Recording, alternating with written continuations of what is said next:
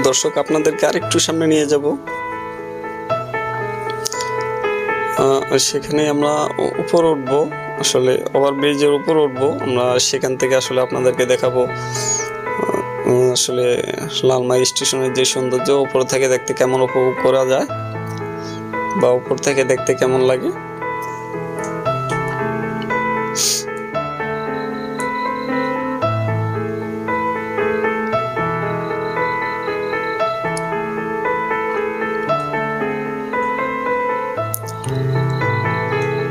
আমরা সকলেই জানি যে বাংলাদেশের মধ্যে বাই রোডে আসলে চলাফেরাটা বর্তমানে যে প্রেক্ষাপটে আছে, হয়তো আগের তুলনায় একটু কমছে, কিন্তু এখনও যে প্রেক্ষাপটে আছে আসলে বাই রোডে চলাফেরাটা রিস্ক।